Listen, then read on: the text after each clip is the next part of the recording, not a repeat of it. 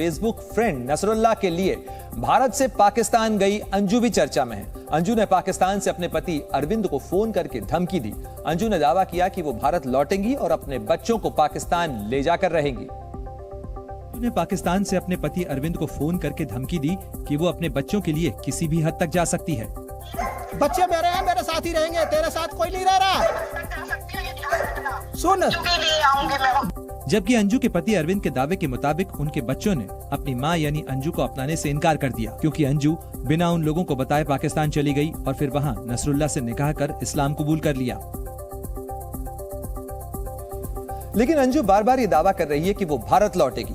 अंजू भारत कब आएगी इस बारे में तो उसने कुछ भी नहीं बताया, लेकिन अरविंद और अंजू के बीच जो बातचीत सामने आई उसमें अंजू अरविंद को जमकर खरी खोटी सुनाती हुई नजर आई और अंजू ने अरविंद को अपशब्द भी कहे और भद्दी भद्दी गालियां भी दी। मैं क्या बकवास कर रहे हो? मतलब कुछ भी बोल रहे हो, कुछ भी बके जा रहे हो। कुछ अपने बारे में भी बता दो कि तुम कैसे इंसान हो। अरे मैं क्या बताऊंगा, वो तो नहीं मेरे को नहीं बताना कुछ। नहीं सुनना तेरी बात, अब याद आई तेरी फोन। नहीं सुननी। पूरी बातचीत में अंजू अपने पति अरविंद को सिर्फ कोसती रही। इससे पहले अंजू ने दावा किया था कि वो पाकिस्तान सिर्फ घूमने के लिए गई है, लेकिन पाकिस्तानी मीडिया ने अंजू के इस दावे की पोल खोल दी। और जब अंजू के निकाह का हलफनामा सामने आया तो अंजू की हकीकत सबके सामने आ गई। अंजू चाहती थी कि वो नसरुल्लाह से शादी करके चुपचाप पाकिस्तान में सेटल हो जाए, लेकिन लाख कोशिश के बाद भी अंजू का झूठ पकड़ा गया और तभी से अंजू बौखलाई हुई है। आरोप है कि आईएसआई के हाथों की कठपुतली बन चुकी अंजू अपने बच्चों को भी पाकिस्तान ले जाना चाहती है और इसी मकसद से उसने अरविंद को पाकिस्तान से फोन किया, लेकिन जब अरविंद ने बच्चों को देने से इनकार कर दिया तो अंजू अरविंद को भद्दी भद्दी गालियां देने पर उतारू हो गई। रुक तू लाइव आके झूठ का बोल रही है ना, मैंने ये किया, मेरा साथी है। नहीं सुननी ना तो बस रहने दे, तू रहने दे। बच्चे मेरे हैं, मेरे साथ ही रहेंगे, तेरे साथ कोई नहीं रह रहा। सुन, बच्चे क्यों नहीं आ रही है ना, नहीं आ पाएगी, बच्चे पैदा कर सकती है तू वहाँ बच्चे तू कोई बात नहीं है, बच्चे सुनो, बच्चे को तू पैदा कर सकती है वहाँ पे। इससे पहले भी अंजू का एक वीडियो सामने आया था जिसमें अंजू बच्चों का नाम लेकर विक्टिम कार्ड खेलती हुई नजर आई थी, लेकिन अंजू के सीमा पार पाकिस्तान से कई वीडियो सामने आ चुके हैं जिसमें अंजू बहुत खुश नजर आ रही है। एक वीडियो में अंजू ने खुद सामने आकर दावा किया था कि वो पाकिस्तान आकर बहुत खुश है। इस बीच पाकिस्तान गई अंजू के पति अरविंद ने बड़ा खुलासा किया। जी न्यूज से फोन पर बातचीत में अरविंद ने बताया कि पाकिस्तान जाने के पहले अंजू ने शादी के सारे सबूत मिटाने की कोशिश की थी और हिंदुस्तान में अंजू पर सवाल न उठें इसलिए उसने शादी की सारी तस्वीरें फाड़ दी। अंजू के पति अरविंद के दावे के मुताबिक अंजू और नसरुल्लाह की शादी गैर कानूनी है, क्योंकि अभी तक अंजू और उसके बीच तलाक नहीं हुआ। आप लोगों की शादी क्रिश्चियन रीति रिवाज से हुई थी, तो आपके साथ डिवोर्स नहीं हुआ है उनका और उसके बाद उन्होंने जाके शादी कर ली, तो ऐसे में क्या आगे कोई कार्रवाई हो सकती है या कोई और? हमारे क्रिश्चियन के रूप से हुआ है शादी, मगर तलाक नहीं हुआ है। क्या ये गैर कानूनी है? क्या ये शादी गलत मानी जाएगी? तलाक नहीं हुआ, मेरा शादी हुई है क्रिश्चियन के हिसाब से हुआ है। अंजू के पति अरविंद के मुताबिक दोनों ने साल 2007 में शादी की थी। अरविंद ने यह भी दावा किया कि अंजू कभी कभी मजाक में उसे छोड़ने की बात भी कहती थी, लेकिन वो सच में उसे छोड़ देगी इस बात का उसे कतई अंदाजा नहीं था। और अंजू की बातों पर अब अरविंद के रिश्तेदारों को भी भरोसा नहीं है। अरविंद के मुताबिक अंजू लगातार झूठ बोल रही है, इसीलिए उस पर भरोसा नहीं किया जा सकता। आपने संपर्क करने की कोई कोशिश नहीं की उसके बाद? उसके बाद नहीं करना मेरे को संपर्क उससे, उस लेडी से करना ही नहीं है जो झूठ पे झूठ बोलती है हर बात में। यहाँ भी झूठ बोल रही लेकिन आपको इस बात का विश्वास मानेगा जी, लेकिन आपको इस बात का शक तो है, आपको इस बात का शक तो है कि शायद वो मुसीबत में है इसलिए झूठ बोल रही हो। तो क्या पता, यहाँ भी तो झूठ बोल रही थी, तो यहाँ भी तो झूठ बोली है। पाकिस्तान पहुंची अंजू हर बीतते दिन के साथ रंग बदल रही है। अंजू ने पहले मजहब बदला, फिर नाम और अब लहजा भी बदल गया है। वहीं पाकिस्तान पहुंची अंजू को पाकिस्तान हाथों हाथ ले रहा है। वहां से जो वीडियो सामने आ रहे हैं वो चौंकाने वाले हैं। एक वीडियो सामने आया जिसमें अंजू लोगों से घिरी हुई नजर आ रही है और अंजू के चारों तरफ सिक्योरिटी ही सिक्योरिटी थी। इस दौरान अंजू का शौहर नसरुल्लाह भी उसके साथ नजर आया। दावा किया जा रहा है कि ये वीडियो अंजू के पाकिस्तान पहुंचने के समय का है, जब उसने नसरुल्लाह से निकाह किया था और फिर एक कार में बैठकर निकल गए थे। क्योंकि अंजू हिंदुस्तान से पाकिस्तान गई, इसलिए पाकिस्तान इसे बड़े मौके के तौर पर देख रहा है। दावा किया जा रहा है कि पाकिस्तान अंजू की मेहमान नवाजी में इसलिए भी जुटा है ताकि अंजू को देखकर दूसरी लड़कियां भी इस्लाम कबूल कर लें। और अंजू के बहाने पाकिस्तान धर्मांतरण को बढ़ावा देने में जुटा है। पाकिस्तान में लगातार लोग अंजू से मिलने जा रहे हैं और उसे बधाई दे रहे हैं। पाकिस्तान के एक बड़े बिजनेसमैन ने तो अंजू को फ्लैट और 50,000 रुपए का चेक तोहफे में दिया, लेकिन इस दौरान उसने कुछ ऐसे बयान दिए जिससे साफ हो गया कि वो अंजू के जरिए धर्मांतरण को बढ़ावा देना चाहता है। आमतौर पर अब्बासी का अंजू को फ्लैट देना एक प्रचार के तौर पर देखा जा रहा है, क्योंकि अंजू इन दिनों हिंदुस्तान और पाकिस्तान में चर्चा बनी हुई है। अंजू से जुड़ी एक एक खबर करोड़ों लोगों तक पहुंच रही है, इसीलिए पाकिस्तान ऐसे मौके का फायदा उठा रहा है ताकि अंजू को मदद पहुंचाकर भी वो दूसरी लड़कियों को बरगला सके। वहीं पाकिस्तान से भारत आई सीमा हैदर और उसके पति सचिन की मुश्किलें कम होने का नाम नहीं ले रही। इसी बीच खबर आ रही है कि सीमा हैदर के भारत आने के बाद सचिन और उसका परिवार आर्थिक तंगी से जूझ रहा है। और सचिन के पिता का आरोप है कि काम पर न जाने की वजह से उनकी मुश्किलें बढ़ गई हैं। आज जब किसान नेता स्वराज सिंह सचिन और सीमा से मिलने के लिए पहुंचे तो सचिन के पिता नेत्रपाल का दर्द छलक पड़ा।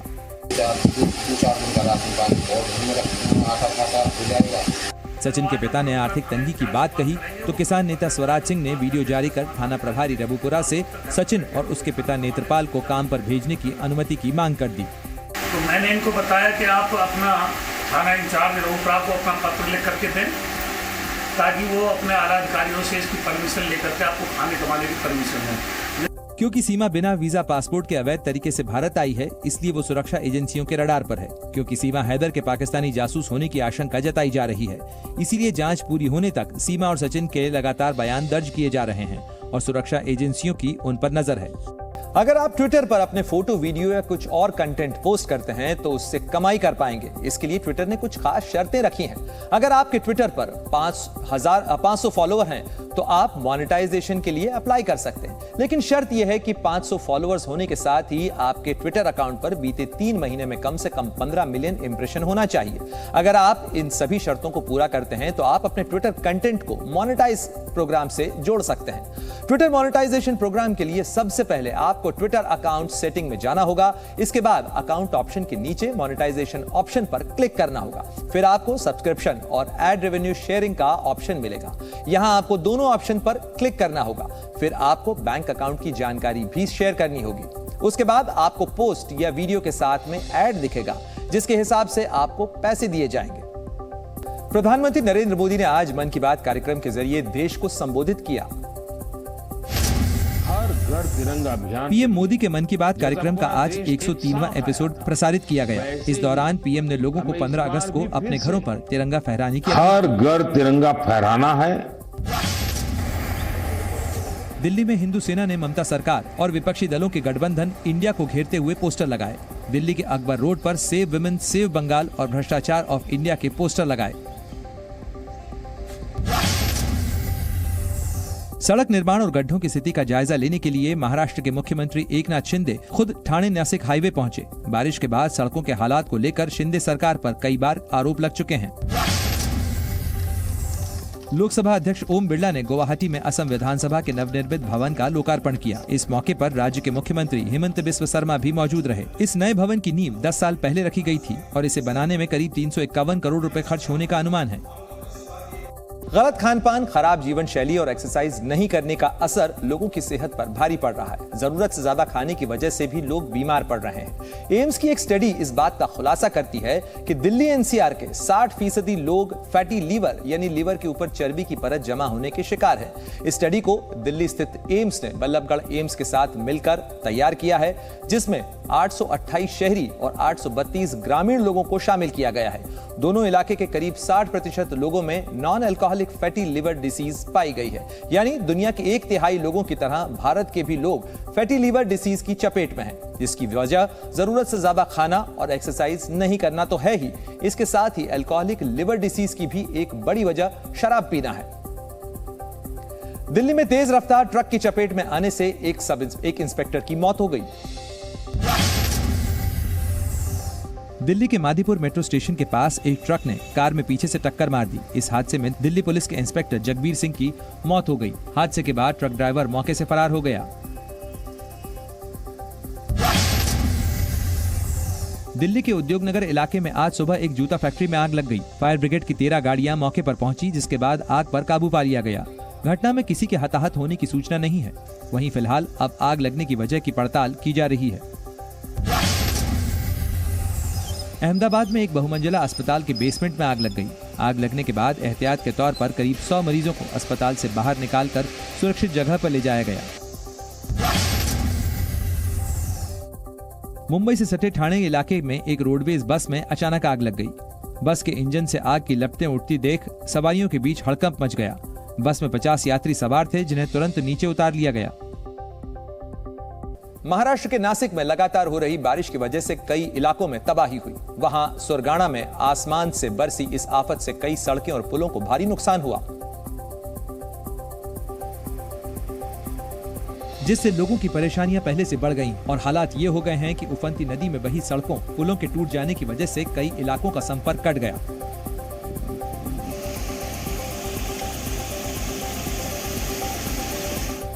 सुरगाणा के पिंपलसोड़ इलाके में ये वो जगह है जहां सड़क हुआ करती थी, लेकिन अब वो पानी के साथ बह गई।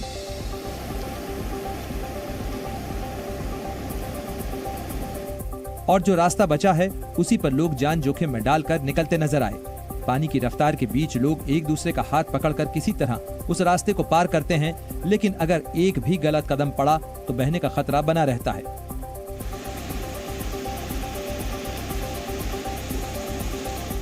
वहीं सड़क टूटने से इंसानों के साथ साथ मवेशियों के लिए भी परेशानी बढ़ गई है, क्योंकि आने जाने के लिए वहां सिर्फ एक ही रास्ता था। इस दौरान कुछ लोग अपनी जान पर खेलकर गाड़ियों को उसी रास्ते से पार करते नजर आए। वहीं एक बाइक सवार हादसे के खतरे के बाद भी सड़क पर आए सैलाब के बीच से होकर निकलता दिखाई दिया। इस बीच इलाके के लोगों ने प्रशासन से गुहार लगाते हुए वहां एक पुल बनाने की मांग की है।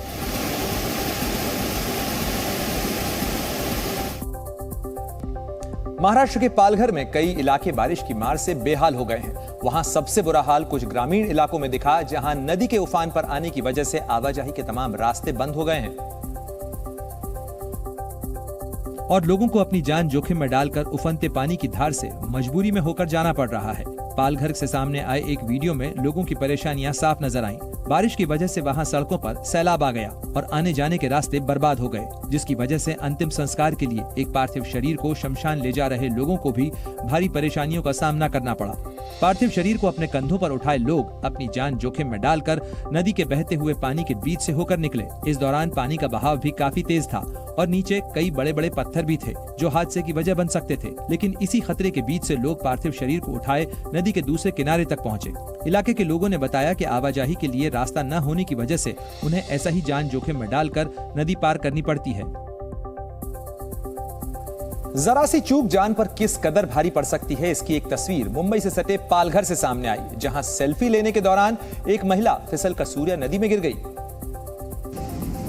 जिससे उसकी जान पर बन आई। महिला पानी में डूबने ही वाली थी कि तभी वहां मौजूद कुछ लोग उसकी मदद के लिए दौड़ पड़े और उन्होंने किसी तरह महिला को डूबने से बचा लिया।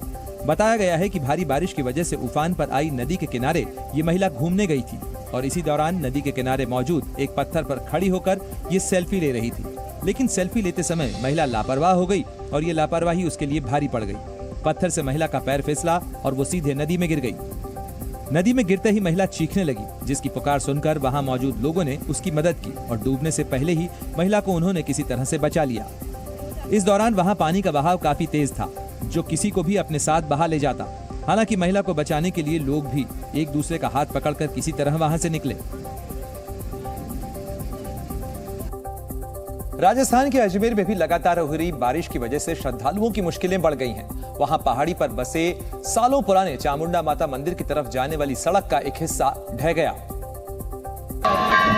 जिसका सीधा असर मंदिर आने जाने के रास्ते पर पड़ा और श्रद्धालुओं की यात्रा बाधित हो गई। बारिश की वजह से वहां जमीन में काफी कटाव हुआ, जिससे सड़क की सुरक्षा के लिए बनाई गई दीवार और सड़क का एक हिस्सा ढह गया, जिससे रास्ते के दोनों किनारों पर लोग अटक गए। हालात को देखते हुए मंदिर प्रशासन ने लोगों से सावधानी बरतने और टूटे हुए रास्ते से दूर रहने की अपील की।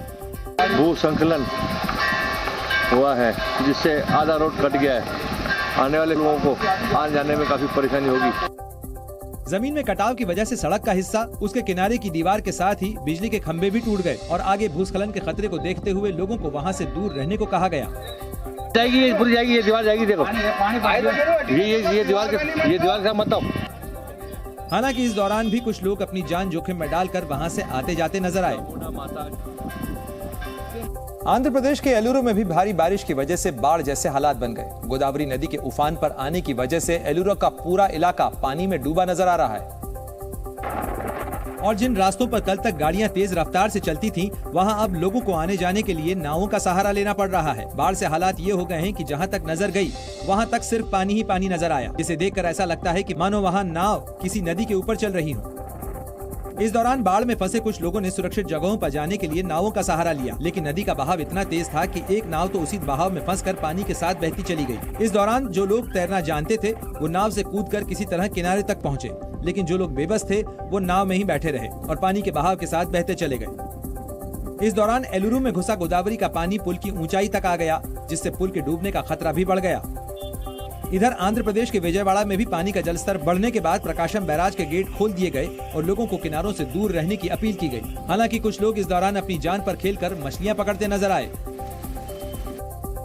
तेलंगाना के भद्राद्री कोठागुडेम जिले में भारी बारिश की वजह से गोदावरी नदी का जलस्तर खतरे के निशान को पार कर गया है और नदी किनारों को तोड़ते हुए भद्राचलम शहर की तरफ बढ़ रही है,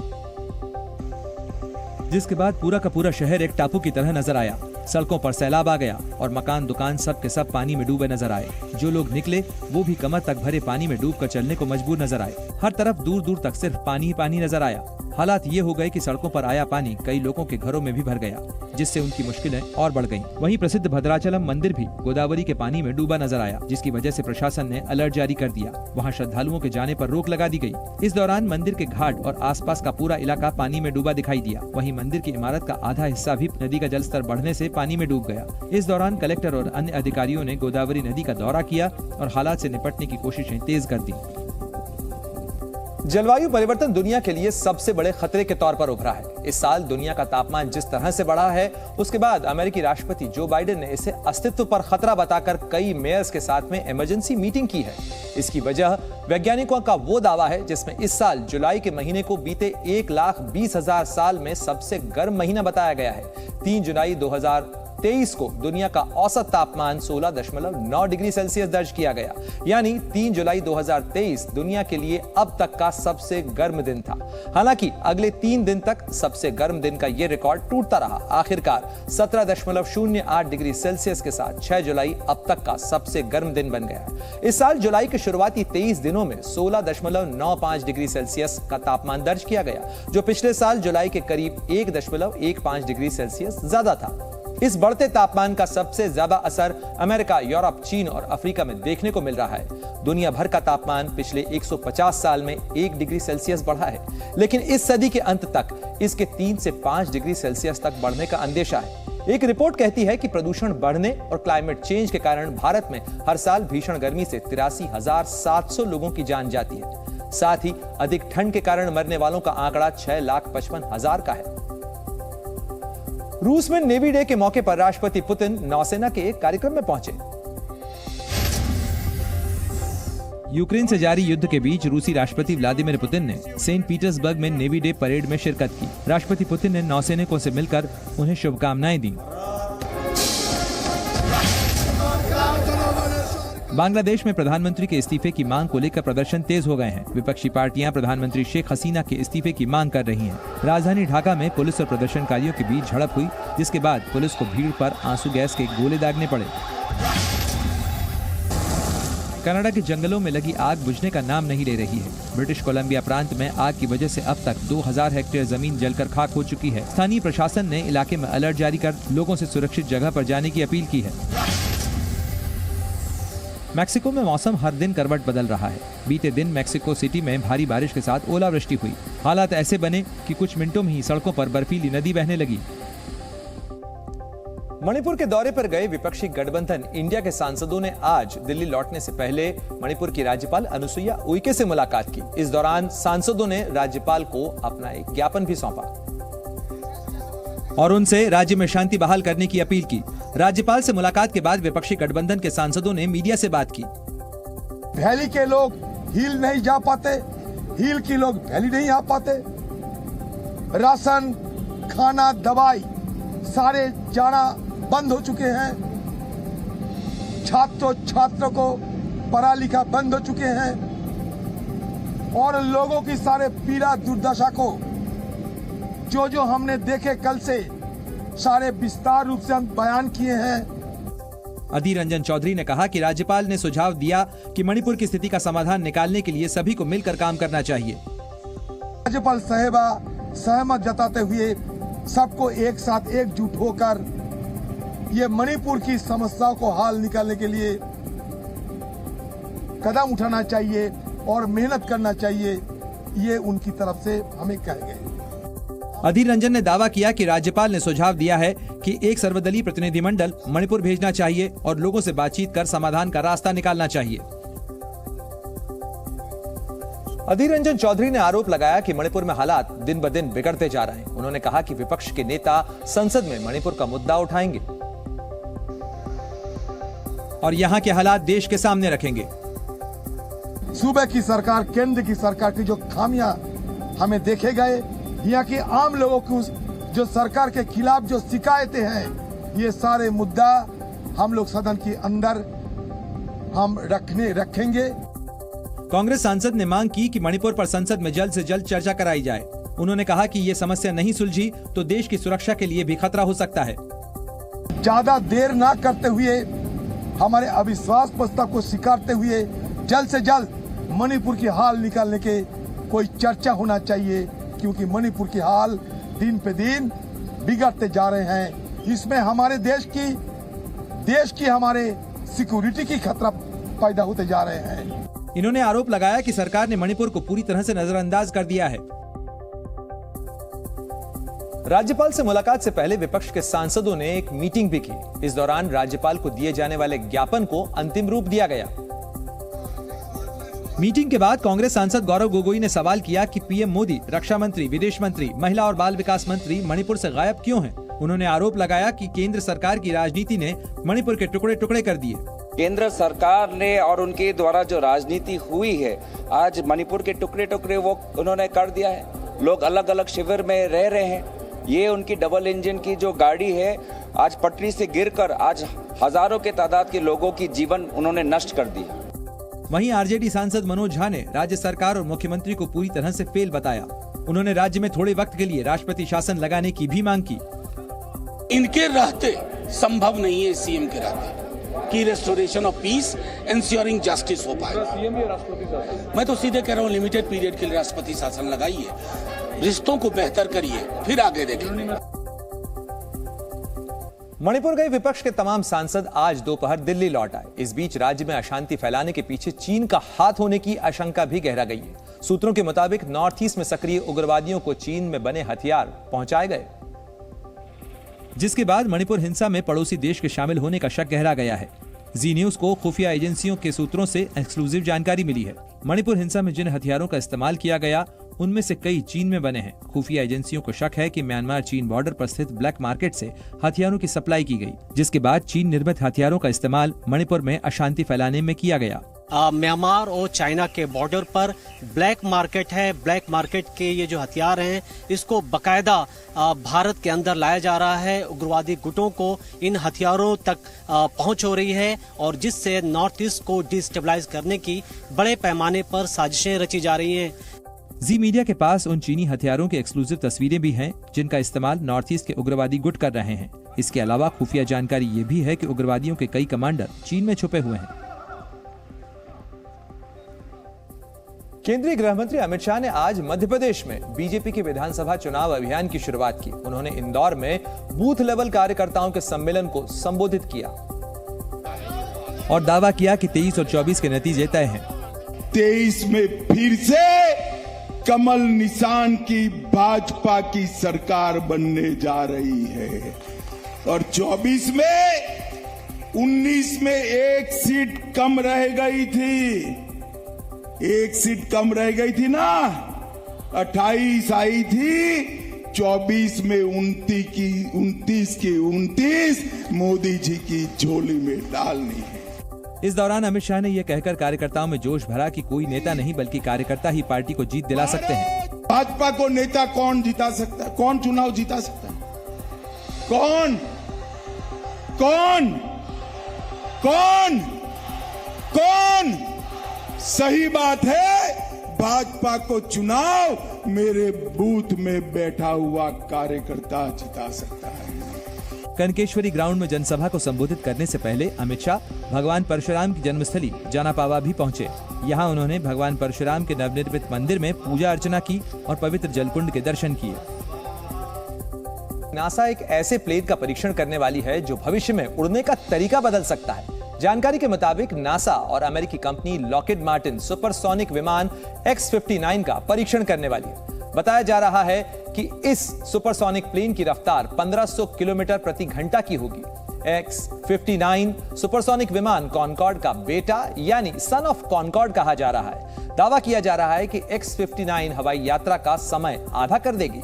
लंदन से सिडनी की दूरी करीब 17,000 किलोमीटर है, जिसे तय करने में अभी 22 घंटे का वक्त लगता है। लेकिन X-59 से अगर आप सफर करेंगे तो यह दूरी 12 घंटे में तय हो पाएगी। दिल्ली से न्यूयॉर्क की दूरी करीब 12,000 किलोमीटर की है, जिसे तय करने में 16 घंटे का वक्त लगता है। लेकिन X-59 सिर्फ 8 घंटे में दिल्ली से न्यूयॉर्क पहुंच जाएगा।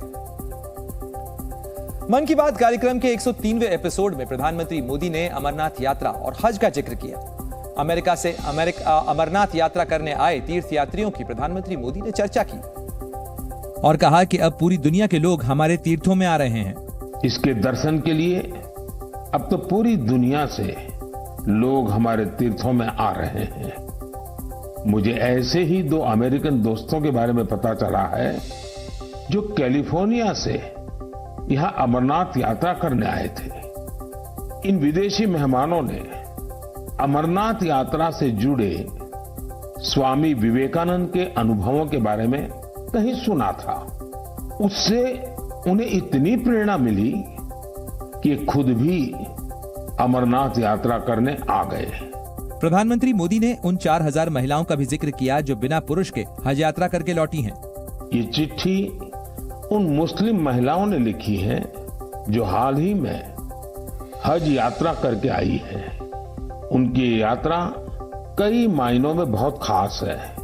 ये वो महिलाएं हैं जिन्होंने हज की यात्रा बिना किसी पुरुष सहयोगी या महरम के बिना पूरी की है और ये संख्या 150 नहीं बल्कि 4,000 से ज्यादा है।